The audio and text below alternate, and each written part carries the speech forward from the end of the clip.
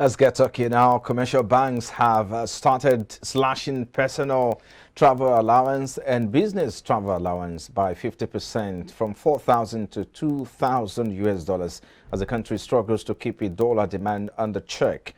This is as a result of for personal and business travel allowance has reduced to twice in a year from one in a quarter. Last year, banks had notified customers that requests can only be presented twice in a year, effective this year, as against 4 times in a year, and would only be disbursed in dollar cards. According to many, the pressure on the naira at the foreign exchange market had continued unabated as the Central Bank of Nigeria maintained its intervention to keep the value of the currency stable. Meanwhile, as at the close of business on Thursday, the 16th of March 2023, the value of the naira declined by 0.40% to 461 naira 9 kobo to the US dollar, while it declined to 775 naira to the dollar in the parallel market. So the question is, what is the implication of this development on the economy as we assess the forex policy of the CBN? So let's get talking now. Mukhtar Mohammed is the CEO of Finance with Mukhtar. He's also an investment banker and stockbroker. He joins us virtually now. Good morning and good to see you, Mukhtar. It's a pleasure, Frank. How are you doing? Yo, very well.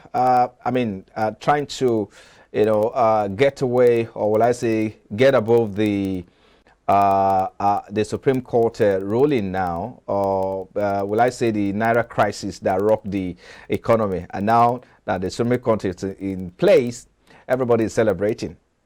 And I'm sure that you follow all the development. Just before we go into the conversation, how do you think, situation out there has fared, if given the Supreme Court ruling or judgment?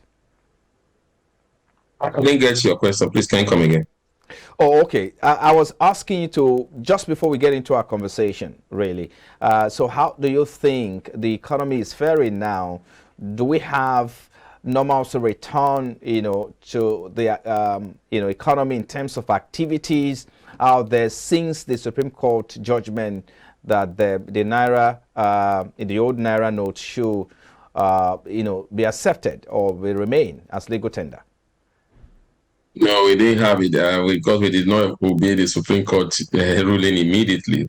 It took Mr. President to come out and say, I'm not against the ruling of the Supreme Court before the CBM said, okay, the old and the new Naira note should work forever. So definitely economic activities are not expected to come back immediately. You know that when it comes to economy, you don't just once it has the challenge, you don't think overnight those challenges can be be sorted out immediately. It's just like when you have what you call in traffic, you have a traffic because of a bottleneck. Then once you try to clear up that bottleneck, doesn't mean that there will still be some traffic that have been caused at that bottleneck still behind. So it will take it some time before you'll be able to get back to normalcy. So that's the different thing that's happening with the economy as it stands now. The CBN, a good policy, but poor implementation, and they refused to hear to the Supreme Court on time, and so they caused a lot of damage, especially to the informal sector, which drive about 70% of the Nigerian economy. And so I don't see normalcy returning anytime soon. And gradually, people will begin to get cash. Even with those cash now, all of a sudden, we no more see the new notes. We are now seeing the old notes more than the new notes. Well, interesting. We hope that, like you said, we hope that the situation should get better in the coming days. So let's get into our conversation for today now. But first, let's begin with your, assessment of the situation. The CBN forest policy. First is the banning of sales of forex to the BDC. To RT 200, scheme, you have 5 Naira to the dollar incentive initiative that was initiated around last year. So all of these were in a bid to address the forest scarcity. But how well has the CBN succeeded with these policies to address the forest crisis in the country? They have not succeeded, Frank. If they succeed, then the exchange rate should be still be at 360, and the parallel should still be at 360. There were a time where both the parallel and the Burundi change was about 360, and the CBN came with this policy. We saw the exchange rate move from 360 to a high of about 750. Now, remember, it got to 850, almost hitting 900 before we have what we have now. Again, you even the FX market, the import export window have moved from 360. Now we are doing about 465. So definitely the policy have not helped stabilize anything, because again, what we need to stabilize the exchange regime is more or less earning effects into our economy. Unfortunately, we've not earned much effects into the economy. And even when we earn, like our cash cow is oil, supposed to be remitted into the federation account through this NNPC via the CBN. We've not seen that. The NNPC have not remitted anything to the federation account almost throughout the year. So we've seen almost throughout last year and even the beginning of this year. So we'll see that in terms of demand is high, supply is low. And so I'm not surprised how we got to this level. The 5 naira to the dollar policy, the RX 200, these are policies. The 5 naira to the dollar policy, I said it from time, will not have so much effect, because even at that 5 naira, when you look at the difference between exchanging in the parallel market and then going through the normal official market, you still have a lot of difference. So a lot of people did not actually key into that policy. For the RX 200, yeah, it's going to take time. Remember, it's just speaking about 200 companies and helping them make sure. Let me quickly jump in here, specifically on the forex ban to the BDC, the Bureau de Change, operators. Specifically, one would say that, of course, at that point, at that period, it's impacted on the market a little bit, where we had the naira stabilized, to a particular level, before jumping. And I think all of these, these policies perhaps is in a bid to really, sustainably address the forest crisis. So from your, opening, are you inferring that it is time for CBN to sit down and start reviewing some of these policies? Is that what you're saying? Definitely, I think they need to review it. They need to look at global best practices. We go to every part of the world, we see what is done. Banks, the deposit money bank, have a particular table that is designated for FX in any bank all over.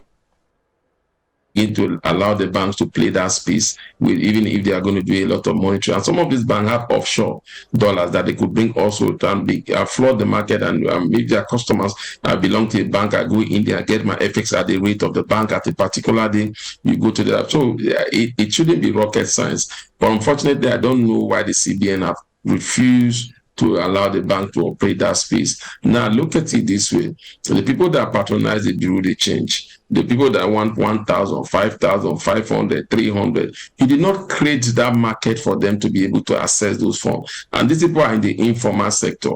And like I said, there are about 70% of them. You did not create a market after you starved them of that other market. So what happened was that the few Bureau de Change that were able to get FX by their own self were the one that determined the price. So definitely, if you have taken it from the Bureau de Change and created another market that you can monitor seamlessly through the bank, we won't get to the type of exchange rate that we are getting at the moment. So they need to review it. But one of the key components of the RT 200 is that the banks should be able to source their own dollar, and a lot of people thought, oh, perhaps this is great because they are doing business. They do businesses with a lot of business people, and so through those businesses, they should be able to bring in this forex, which many people think, oh, it's a good thing. But let's look at specifically focusing on our key conversation today, which of course has to do with the slashing of the personal, travel allowance and business travel allowance. So what do you suppose is the implication of this new development by the commercial bank? Because in a notice to the customers, the banks are saying that the PTA, the BTA, that is the profit and personal and business travel allowance request will now be processed twice annually per applicant to the tune of 2,000 instead of 4,000 really. So what's the implication? That's one. Number two, since the banks, were given the freedom to source for their own, forex, I would have thought that they should have access to more forex since they can now, source for their own forex as well. So they should have enough. So why do we have this development where they have to slash the profit, the business and personal travel allowance? Well, you see, banks have to build liquidity. And if you are following what is happening globally, the banks also need to build up their own liquidity, and most of their liquidity in terms of doing business with foreign banks are built with dollar. So they don't want to bring in all their effects offshore into the country just for the purposes of meeting just PTA, PT, and PTA. I think that is the major challenge. If you are bringing in their effects in the area of giving loans to businesses, foreign businesses that are coming to Nigeria, then that would be a good time for them to bring in their effects, because they need to be careful, because you are just giving effects to people that are traveling and people that are going to do school. How much value does those effects you give to them create? So I think that is why most of them are doing that $2,000. But remember that it's $2,000 per bank. So if you have about 2 or 3 accounts, in other banks you could also access 2,000, but you cannot take more than maximum of 4,000 in a quarter. So that is still there. But again, like you pointed out, the challenge is with this current policy, what we'll see, a lot of people that need more than that amount will begin to go to the parallel market. And that might just increase the rate in terms of the exchange in the parallel market in the short term. I remember that this is not the first time we're having challenges like this, but this is the first time that we're having BTA and PTA being slashed. So that tells you that it's a very, very big challenge. Initially, before, what we have is that you no more be able to use your Naira debit card, or you reduce it to $100. By the time it was reduced to $100, $50, then later on we went back to, you could do your transaction as high as $1,000 in a month. Never a time that the BTA and the PTA was affected. So that tells you that the challenges in terms of FX is really, really tough now for the bank, especially with the CBN telling them to sort that out for their customers. So how long do we expect this to last? I know this is stemming from the forest crisis, the fallout from the forest crisis. How long do you think this will last? We have the MPC meeting ahead of us next week. By next week, the CBN MPC meeting will be meeting to review the monetary policy tool again. So talk to us about this. And secondly, we do know that the CBN also, like you said earlier, they have to sit down to review. Is it a conversation that should come into the meeting that should be captured in their meeting as well, this next MPC meeting? So talk to us about that. Well, I remember, Frank, the CBN have always shy when it comes to the FX crisis. They've always shied away from it. So I'm not expecting them to say anything as regard that, unless questions go. The CBN have always shied away from the FX crisis right from the inception. They have not come up with a concrete plan on how to address the FX policy. They seem to have run out of idea, and they seem not to be saying anything about the FX crisis. So I'm not expecting anything for the CBN as regard the FX crisis. They will tell you they have a stronger issue to deal with, which will have to do with inflation, and also making sure that there's stability in the financial space via what is happening globally at the moment, especially the collapse of some 2 US banks, and also Credit Suisse, one of the biggest banks in Switzerland, also suffering from crisis at the moment. So I don't expect them to do anything different, Frank. Okay. Okay, let's talk about these policies as well. Um, there are those who have argued and said, look, what we need to do is to address the disparities, different exchange rate, and then perhaps establish one single exchange rate. But for you as an investment banker, which one do you think it's better if you have to compare the two? Single exchange rate, that is, you have a uniform exchange rate, or you have different exchange rates for different windows. Because for instance, the exporter and yes, the exporter's window, you have around 460 or 165 naira to the dollar, depending on the demand and supply there in the market. Wine in the black market is as high as 750, 755 naira. And so talk to us about this. Well, whether I want a single exchange rate regime, I just want to get your opinion. Which one is ideal for the kind of economy that we practice? Ordinary market forces like what we have in the import and export window should be the ideal one, where market forces determine the exchange rate. But again, you see that no CBN on any world lift its economy at that. There will be gradual intervention. But those gradual intervention can only happen if you have the fund. So definitely the challenge Nigeria have now is not, if you create a single exchange rate regime, then you are going to create panic into the system. And you could see the exchange rate go as high as 1,000 because we don't have enough to even meet demand. So the time you begin to think of single exchange rate is if you have enough to meet legitimate demands or to meet demands of people, then you begin to think of creating a single exchange rate at that time, because everybody knows that I have to go into the bank and then I will get my exchange rate. I will get my FX if I want to travel. Then that will force those in the parallel market to begin to sell at the price that those in the banks are selling at, like what we obtained before now. So definitely, I think we need to deal with. Hello, can you hear me? Okay, because I asked that question because if you look at the gap between the parallel markets, which of course is black market, and the official window, the gap is as high as 200, 300 naira. And so that's what a lot of people are clamoring for, that perhaps you have to close that gap. Otherwise, we may be in this, crisis for a long time. So let's wrap up on that note. Can you hear me? Mr. Mukhtar. Well, I wanted us to wrap up though, but I needed to get your opinion, on the fact that, I asked that question because a lot of people are clamoring for the fact that the difference, right? The difference between, the parallel market and the official window, it's quite huge. So closing that gap is necessary. Otherwise, we may be in this crisis for a very long time. So let's wrap up on that note. I'm saying closing that gap is not something that can be done ordinarily within the next shortest possible time. To close that gap, you need to attract supply.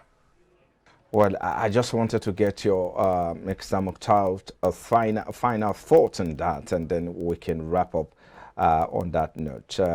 But if you can hear me, I would really love to hear what you have to say about that, because closing that gap, that's high as 300 naira. So because the gap is so huge, a lot of people continue to enjoy and take advantage of the system. And that's why they say that is the reason why the parallel market is thriving, really. Talk to us.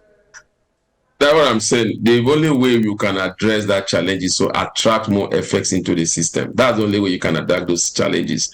Remember now, the parallel market does not get effects from the CBN any longer. They get FX, they sort for FX by their own self. So market forces determine that. So for me, the best way to handle those challenges is to attract FX into your economy.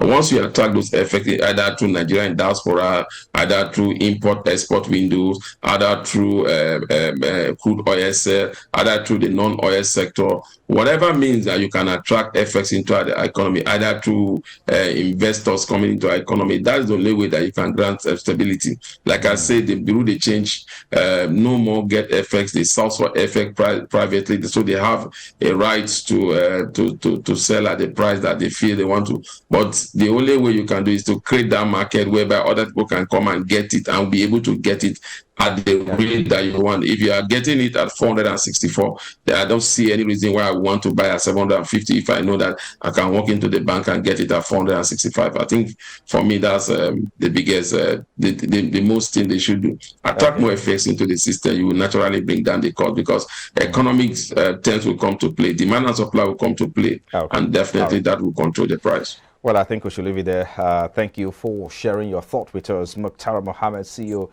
Finance with Mukhtar. We appreciate you for coming. My pleasure, Frank. Thank you. Yeah. Thank you. Do you have a great day?